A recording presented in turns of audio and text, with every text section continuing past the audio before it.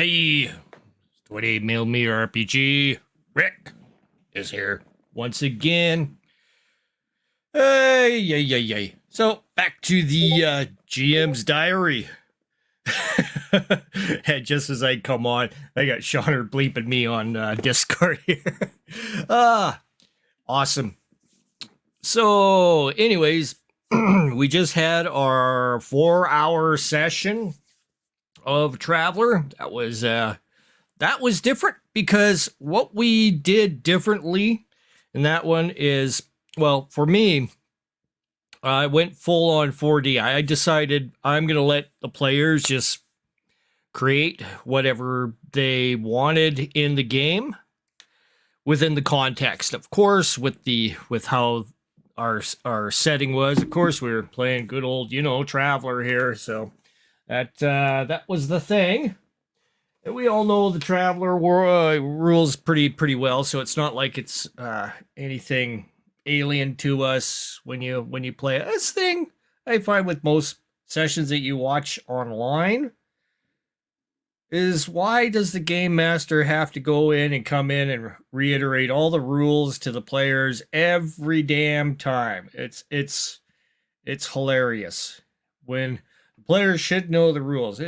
Traveler's very easy. It's just 2d6, 3d6 if you're going to be using the Bane or benefit rules, I guess, advantage, disadvantage, whatever you want to call it. Use the 2 highest dice or use the 2 lower dice, depending on how the roll goes. I mean, basically, most of your rolls are going to be, a success on an 8+. If it's something that is totally a gotcha moment, I let them roll anyways, just in case you get the, snake eyes, because snake eyes can lead to interesting, fails. Coffee. My wife got me this for Christmas. That was a while ago. It's nice of her. She thinks I'm handsome, I guess, after 24 years together. I must be around for some reason. Anyways. What I wanted to say is we did something a little bit different, which was going all out, co-creation. I would say the players made about 80% of what was in that session. Now, I did not show up empty-handed. In fact, I will show you, hopefully, here some way or another. Even though we have the virtual background and stuff like that, I did have some notes. They weren't a whole lot of notes. That's my notes. Basically, 4 sentences on each page. So, not even that. I have some notes written on the bottom of that page, which were created during the game, and that I do have like minis of the character sheets. I just put them on little small clip-in papers. I use the this system with the little little clip-in pieces of paper in there, so you can put these in there. Even though these are smaller pages than what are in there, you just conveniently put these in any page along the way to put down your. I have a note here for Mr. Max. I wrote down his stats. You can see it's got the strength, dexterity, endurance, intelligence, blah blah blah, all the particulars. So I knew what the players had for their list of skills and all that stuff. Very, very simple sheets.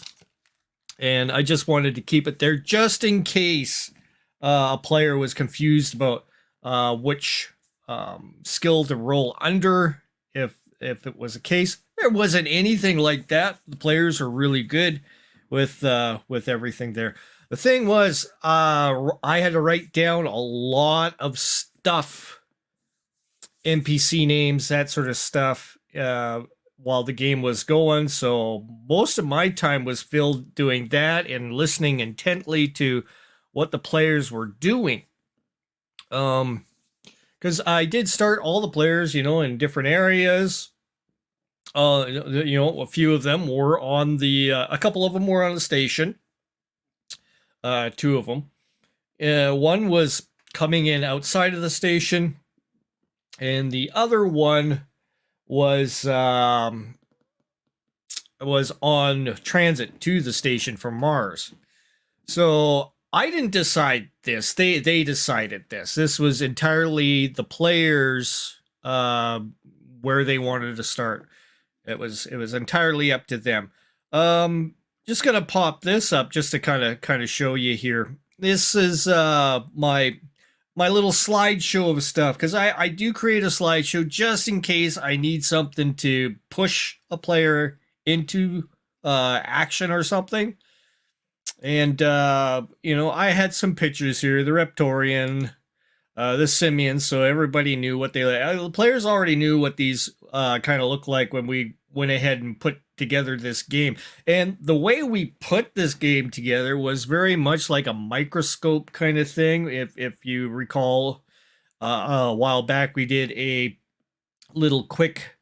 Well, actually, it was a rather interesting, lengthy session where we put together 3 worlds between. I believe that there was 3 of us that were coordinating, putting ideas together, trying to make these worlds, and we gave the worlds rules and stuff like that. We did kind of the same thing with Traveler. Somebody came up with the idea. Okay, we're a vortex that tore the Earth into another plane of existence, which is what we see here, my world, and behind me here.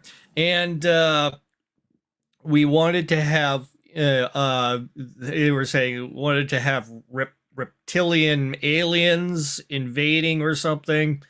And then there was an idea of having simians on the planet with dinosaurs and stuff. But at the same time, in the context of Traveler, we wanted to have a kind of semi-futuristic Earth where there was colonies and stuff being established everywhere. And let's see, anything else about that? Trying to recall. No, I don't. Those were the gist. I had to put all those pieces together in order to make something that seemed kind of imaginable. So, taking all that in, I had no idea where the players were gonna start. I gave them basically three places here. We'll go through them through the slideshow here. There's the Praxis station. There's Sidonia, which is on Mars, and then of course there is Earth. And those were kind of ideas of where you could visit, other than the obvious, which was being belters, asteroid belt, that sort of thing. And then when the players made the characters, they ended up creating them themselves. I had the RPG suite open while they made their choices of what career paths that they were going to go through. We also discovered a couple of kind of a weird glitches in the RPG suite as we did some characters, and I mean, not everything's going to be flawless when you have character generators made by other companies. Stuff happens, but anyways, all of them did the characters through there. We I think Phil did his character using the Munson second edition, and it led to some interesting results, being like a massively powerful psionic. And that was interesting, because I had no idea how he was going to go ahead and play this character, what he was going to do, because 2 of these characters were kind of had weird kind of backgrounds that were kind of sporadic and just going all chaotically through life. But they embraced them and and they were basically going to have to find a way to survive in this future. And we toyed around with ideas of cults and stuff like that, and talking about that sort of thing. I thought, yeah, well, with the advent of looming doom, the world of Earth being transformed into a prehistoric world once again, all the citizens of Earth being vaporized into nothingness, actually, displaced in a cosmic um, alternate dimension, led the population feeling isolated. Earthlings never didn't have their Earth anymore, so they called themselves the humans, and they lived on Mars. I guess they could have called themselves Martians from then on, but a lot of them were refugees from Earth, or the outlying colonies around that which couldn't survive without Earth. So I was going to have ideas of like these dead stations out there as well, old mining colonies and stuff, which we never got to go to. I mean, I had some stuff lined up, but most of it was, just NPCs. So their connections I am showing here, these were all of them, but I hardly used any of these. I mean, yeah, we used Cornell. I was hoping to use Leopold because Leopold was kind of like or Chandra's character, an arch nemesis. Walton was also a link between all the characters because he's a conspiracy theorist, and a few of the players knew him. This one came up, but not really, because it was driven by the players, all of this. So I had all these interesting, bizarro. The cult was kind of represented in there in kind of a misleading situation, because the cultists weren't actually the cultists. It was a false flag that was going on. Bowden never got to be used. This was another character that I thought I would introduce in there. I would say he would die fairly quickly, and somebody would be able to collect up his armor and stuff like that. And if they decided to do that, they could have went on being a bounty hunter like Bowden. There was going to be assassins too. I had all this in the backup. Ruvaro was also another character which was linked to one of the players. Just some important people, the Regent of Mars and the Regent of Atlantis, which is the last remaining place on Earth where humans are, in the what was long ago the Sahara Desert. So so despite having ideas like fledged NPCs, I never really used any of them.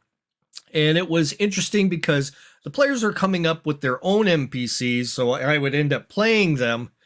And I found it kind of interesting, weird, because I didn't know how the players were perceiving their relationships with them, which was, led to some interesting moments where things didn't add up. But it worked out anyways. Now, one moment that I felt really kind of weirded out was when Shauner became the game master for a bit. And that's when he introduced the robot fembot that was in the located in the fast food place picking up some food, which, okay, it was interesting and everything, cool.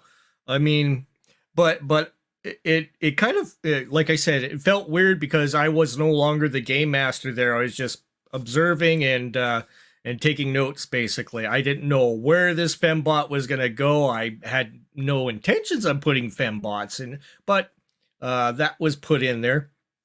Let's see. Other things. Now I did have some back and forth before we did the game with some of the players, saying, okay, where do you want to start? And some gave me some ideas and then changed it last minute, which was totally fine. But um, it kind of left me without being able to set something up. Cornell, which was the leader of the Black Hole Sun cult group. The reason why I brought this in was because I thought, okay, so maybe thinking along the lines of, some of the old lost music from Earth, lingered on with somebody's MP3 player or whatever futuristic device they had at the time. It may have been something that influenced the poor, young, impressionable man known as Cornell, who took up the name of Cornell, and that song and stuff like Jesus Christ Pose and stuff really influenced him, mentally. So a rather unstable individual, but using the music of Soundgarden to become, a prophet in the future. The same thing was happening with one of the player characters, which was Phil's character, he was playing Genie, which he has his own little cult following his hydroponics situation, also heavily influenced by his psionic abilities. And so they were following him as some form of a messiah as well. But I'm not sure whether or not it all kind of came through. I'm kind of looking at it from my point of view as a game master that knows the one true premise of this whole thing was the simians wanting to go ahead and start a war between the humans and the reptarians, or the Reptorians, and and thus possibly winning the war on Earth, because the humans will end up retaliating against the Reptorian aliens and join with the side of the simians. Because the simians were basically Neanderthals in this game from the past. I don't know. I had all kind of weird ideas. But that was the only thing. They had captured a couple of Reptorian scout ships, and they were going to go ahead and load them up with high yield nuclear weapons and send them to Cydonia and make a false flag attack. Thus, creating the war to go between the humans and the Reptorians. So that was basically the only kind of premise that I had with this whole thing. Now, I did think about adding maybe Bowden on the shuttle that was heading back to Praxis Station, which Shauner's character was on, Oman. And but I thought that having the fake cult members on the trip, not dressed up, but being a little bit weird and mysterious, always kind of showing up in their group of four, going to the station. They didn't have any weapons. They got the weapons once they got on the station, because the station has lots of weapons on the station itself. There wasn't any. I mean, the security situation on the station was rather lax, so that kind of all, congregated. Everything congealed together in that respect, and they donned the outfits in order to pretend to be these cultists and start stuff up. They were doing their own false flag in order to put the full blame of this whole conspiracy, the blowing up of everything, with the Reptarians and the cult of the Black Hole Sun. So It was going to go either way. I thought, the players played awesomely. They were going through their routines and stuff amongst the chaos that was occurring on the station. I tried to make the for Max's character a little overwhelming with stuff that was coming in, reports, that sort of thing, situations going on the station, him getting informed, of attacks and this and that, ships, unknowns being seen out in the outskirts with their sensors, and so I let them decide on how it was going to play out. Although I was totally fine with Crispy not going after the ships that were going to crash into Mars, but he went out. I gave him, basically two chances to, the initial chance to get himself out there to stop it, which he would, discover that the simians were on board. I mean, that happened later because he did take the last, when they were going by, the only chance that he would have to stop the ships before they, got too far past the station, and he decided to take it then, even though, kind of like we were talking about this at the end of the game, Max was trying to get everybody kind of together. But I was totally okay with the party not being a party, but being separate entities. That was totally cool. In fact, we were talking about it too. Shauner's character and who else? Shauner's character and Crispy's character never met each other at all through this entire situation. So, and let's see who else. It was it Phil's character never met Crispy's character through the entire situation. So, and Shauner, did he meet everybody that was Shauner? Yeah, Shauner never met Crispy as well. So Crispy was his character was kind of an outlier, only meeting, a couple of, well, no, Crispy met Phil's character briefly in the landing bay and stuff. So even though a lot of games kind of congregate around a group mentality, this group is going to go ahead and set out and do a goal. Everybody had their own kind of things going on. So the players, like I said, the players were carrying on about 80% of this game, and I was only doing the determining what the chances are of certain things.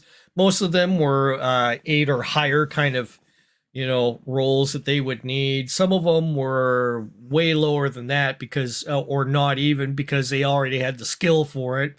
And with the way Traveler has their skill set up from 0 being fully trained, and if you're not trained, you get a -3. So 0 being fully trained, you don't get any minuses or pluses. You get a bonus from your attribute that you're using against it with it. So if you're using combat in a dexterous kind of thing, use combat, you will be using your dexterity. If you're using combat with your strength, then you use that instead. It's entirely up to the characters to decide on how they're perceiving their fights and stuff. So I let them choose how they are, how they are resolving their conflicts with which attribute. Let's see. Yeah, would I want to do this in some aspect, like in the future, having the players carry 80% of the game? In certain aspects, in certain games, sure. Yes, definitely. Other games, it would make it hard to, especially with the NPCs, it would make it hard to make it cohesive enough. I had to come up with a lot of ideas for these NPCs, like spur of the moment. So I would, I prefer to put most of my, prep into NPCs. But in this case, I hardly used any, and I only had basically Cornell as the only real NPC that I used in this entire thing. And could you imagine how much time I would save just by making one picture of Cornell if I had known that he was the only NPC? Now, thing was, I wasn't expecting Cornell to be in the in a cold cryo chamber in Crispy Ship. That was entirely, he made that up. Now, the players did have, contacts and everything that I had written on the bottom of the sheet. So I knew which players, which people they knew of and who they were, allies or enemies of. And the reason for Cornell being on the, being like shuttled secretly to the space station, I mean, it could be something like maybe Cornell was wanting to go ahead and establish a new cult, new group of followers on the space station. People, the authorities know well of his existence, so they would be kind of hesitant to having him around, in order to stir up the populace of different areas. So they may have tried to isolate him in certain instances by not allowing him to travel to certain areas. That could have been the whole thing. That's stuff that you have to kind of think of, but if you had the time, you could go ahead and come up with an idea of why this is happening. But if you have so many things going on at the same time, it can kind of get a little hard to keep all those notes kind of straight in some sort of way on your on your notes here that you could remember it, because man, there were so many NPCs that were being created by the players. I had to write all these names down, and I had quite a few, like pretty much a dozen or so different NPCs that I had to write down and come up with maybe a quick, 2-word thing about them, and that was it. Yeah. So this was my first time doing a full-on 80% carried on by the players, and like I said, it would be something I would try with different things for sure, but I would, because of the situations like where Cornell was, instantly put on the ship, I had a different idea for Cornell when I was creating when I was creating this whole kind of back premise for this whole thing. Cornell was going to be on Mars instead. And what would have happened instead was I was going to have Cornell come on board the shuttle, or he was going to be presented on the shuttle, or he was the man that was speaking to Shauner on the shuttle.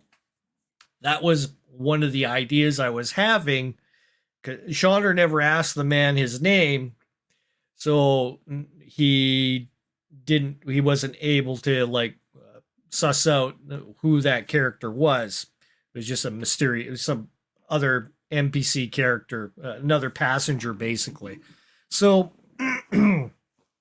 having the players do that makes some of your ideas go gone, disappeared. So there, and I wasn't going to go ahead and say no, that doesn't happen or anything like that. This was, to me, this was a full on experiment for me to see how much the players can take control and how weird it could get, even though everybody's on the same page. So, um, it led to some pretty interesting moments and stuff. Hopefully, it was entertaining enough for you guys. On my side of the view, because I'm thinking, okay, this should happen, but it's not happening. But this isn't happening. But that's not happening. Like all these, potentials that I could have situated were being kind of dashed to the side as players were doing something totally different than what I thought they would be doing, and which made it super interesting for me because I don't know what's going to happen. So to me, it's a total surprise. To the players, um, they they enjoyed what they were doing, how they were perceiving the world. They're adding to it, and I was kind of just doing the judge thing and writing everything down. I'm not 100% used to that. So to me, I was trying to think, okay, how do I compensate for this? Because I'm doing a lot of thinking in the background. I'm not really paying too much attention to how this entire thing is coming together. Because I'm trying to figure out how the NPCs work in this situation now that they have been displaced as far as where I thought they would be into the game in a different way. It worked, and the result was a 4-hour game that we did. We totally forgot about doing a break in the middle of it, but I mean, I was in the moment trying to keep all my notes together during the whole situation. Do I want to be that frantic in the future? Like I said, it would have to be done on a few games where we go full on kind of co-creation like that. Other forms of just where I'm more used to it being co-creative is where the players bring in stuff where you have the situation where a player wants to ask more questions about a certain thing. What's on the table? What's in the what are the books in the bookcase? What are the what do they find in the the bureau? What do they find, or the desk?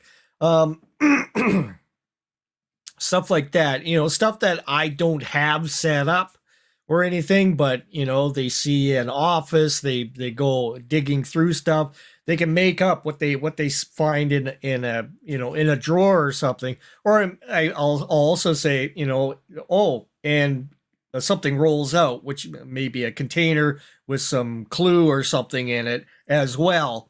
And I mean, I can inject stuff in there like that, so that if I did have something that was supposed to be in the desk, and the player says he opens up the desk, he sees a book in there, I could decide whether or not the clue is in the book, or I can decide, maybe he opens up the drawer and he says, oh, he just finds a car keys in there, and so he grabs them and the spare house keys of whoever owns the desk, without without describing anything that I could put in there for the clue.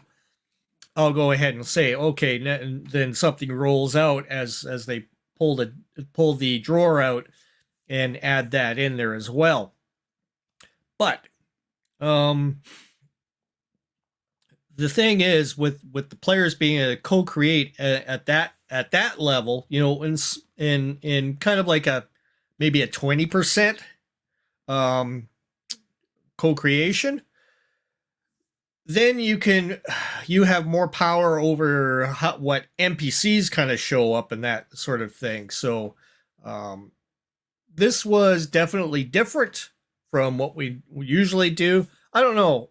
You, the viewers out there, I have not rewatched this yet, but I'm just going by what I am feeling during the game and how I was trying to put one and one together, in the game, because a lot of the a lot of the things that I thought would make kind of interesting pushes in here, I didn't even have to use. The players were basically doing what they were doing. The only pushes that I did use was the four guys that were assassins, taking out, they wanted to kill the psionic leader of the relatives, which was Phil's character, and the impending doom coming to Mars by the simians, um, in order to blame the Reptarians for the event.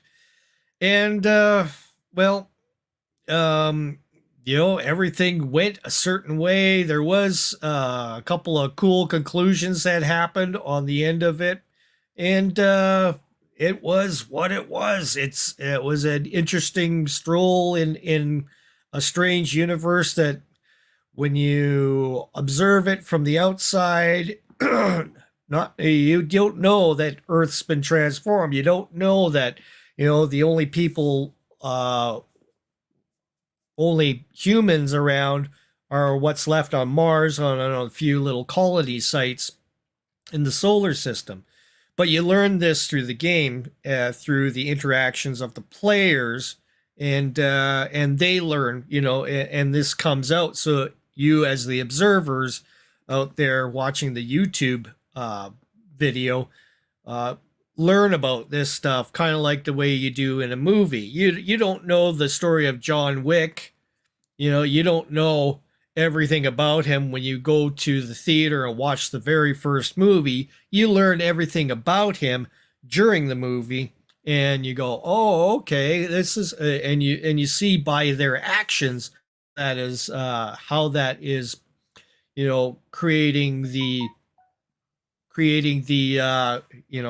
the moments that you see in the movie. So we're kind of emulating that as well, by pulling out all the exposition that you would find in most games out there. And that's a real difference, because you want people watching it to, go in with that movie mentality. I'm going to discover stuff about this. I'm not going to be, showing a bunch of exposition and then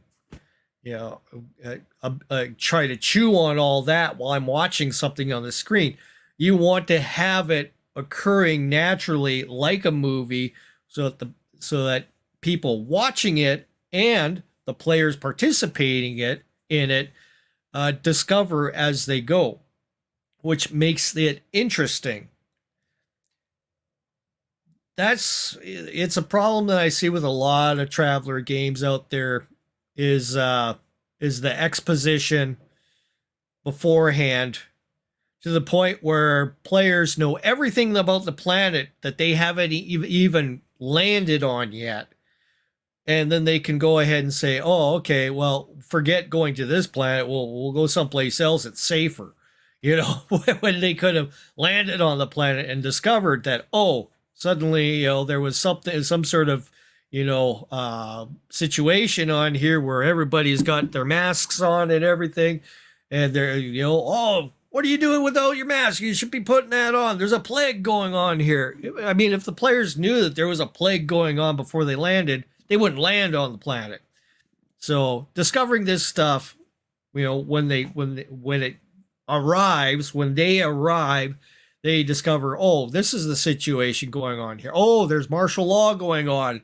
Okay, let's hide our weapons, guys. That sort of thing. Because that's the way you understand the world in real life. You don't know what's in a building. You go in there and physically go into the building, and you observe stuff, and you talk to people in the building. You want to have that occurring in your game as well, in order to lend that believability. you don't have the player just approach the building, a voice from above starts spewing a bunch of facts to them like a god, and the player decides, okay, well, I'm not going to go into that building. It's ran by mafia guys, and I'm just going to go walk over here. See, you miss half, a lot of the what could happen just by you exposing everything as a game master, as a godlike being, yakking in somebody's brain. Don't do that. Stop it. So, anyways, I think I've rambled on enough about this. Yes, we are going to go ahead and do some more of this where the players carry on, like I say, about 80% of the session. It's got to be done in a particular way. And now that I've finally done it, and I'm like, okay, I can suss out where I need to go ahead, where I need to put any kind of prep at all in the premise, because that's the only thing. Like I say, premise and NPCs are what I prep for. The basically the facts of the world, the facts of Earth has this going on it. The facts that Praxis is having this going on it. The facts that Mars has this going on it. Those things you do need to go ahead and put like a few notes down. A couple of sentences will do you fine.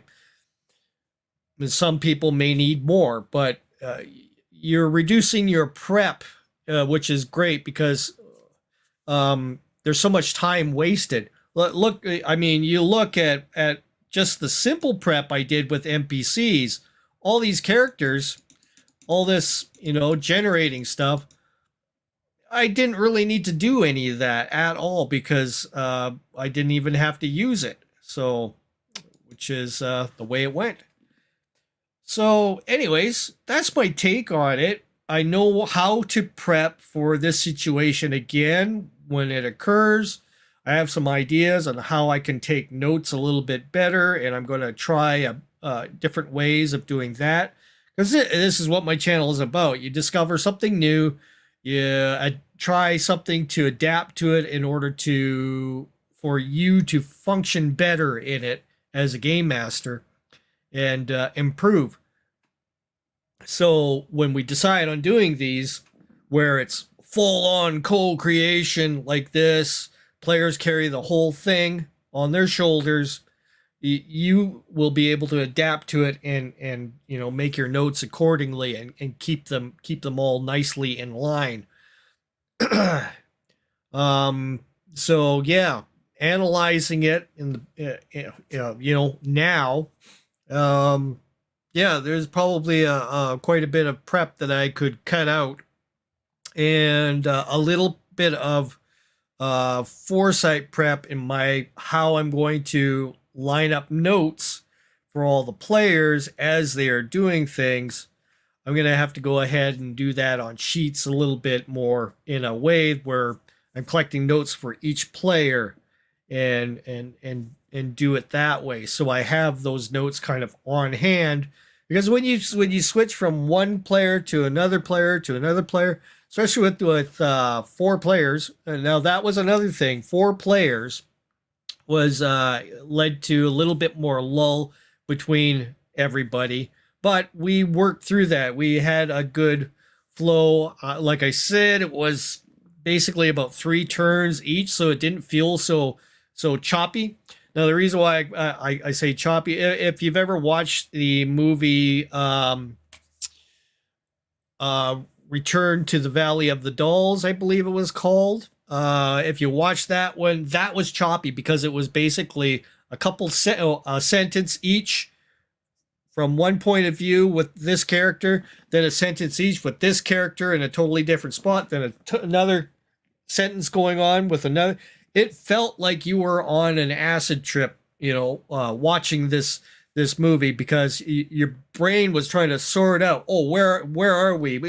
Each time it was something different, back forth. I'll have to do a video on that, because that was a very interesting. I think it was done by who was it? The one of the guys from Siskel and Ebert, one of the think it was Ebert that did the movie. I'll have to watch that. Sorry if I misspoke there.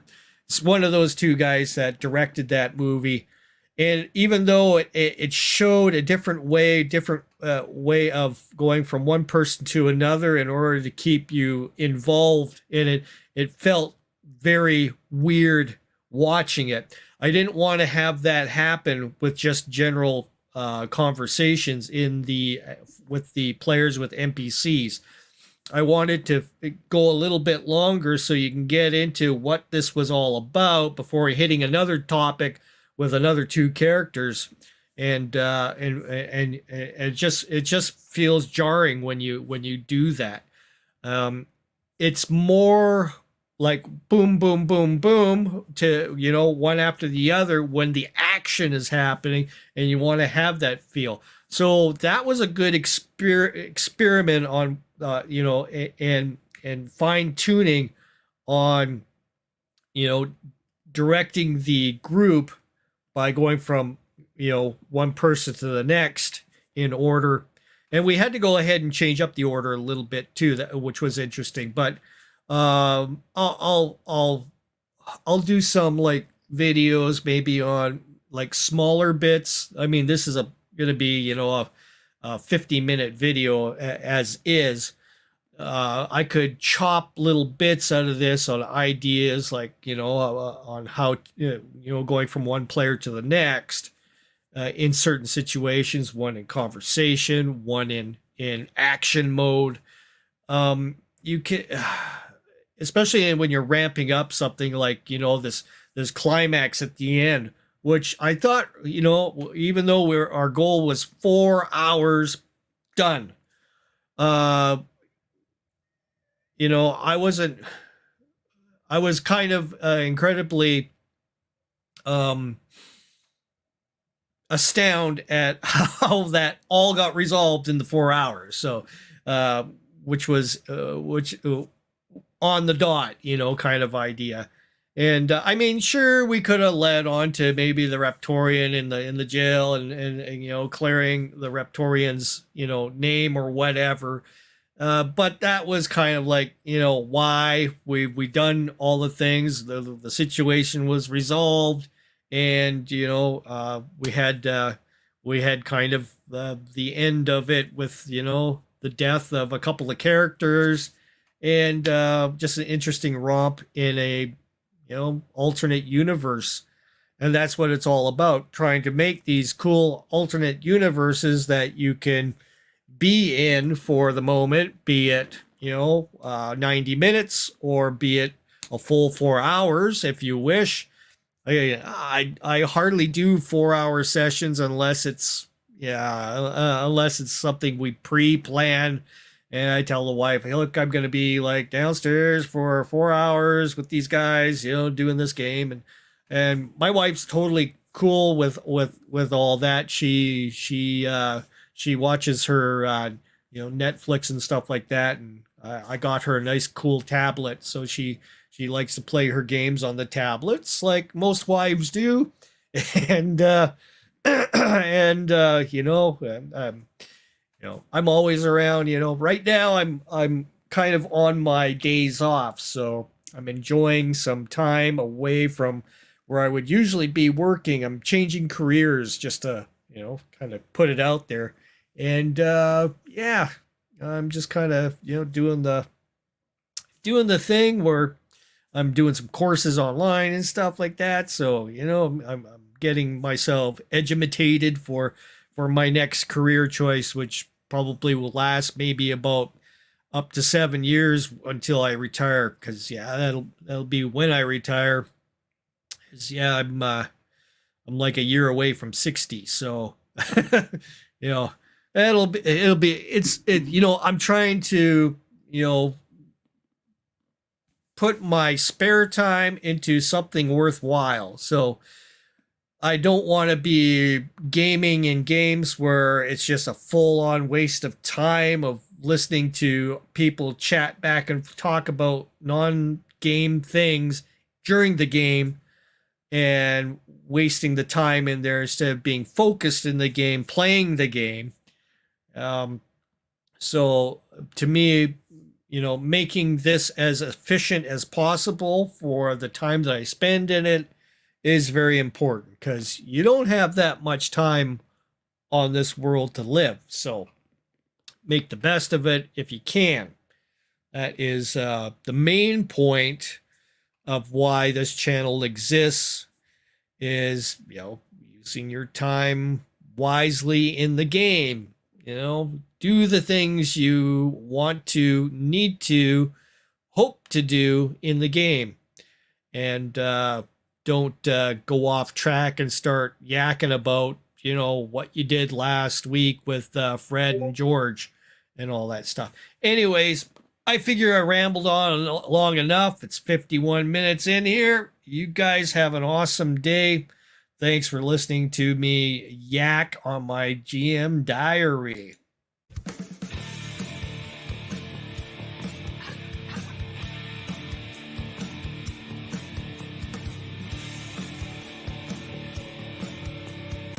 All right, if you've made it this far in the video and you feel like you want to go ahead and punch that subscribe button, we're learning stuff, I'm learning stuff, let's all learn together.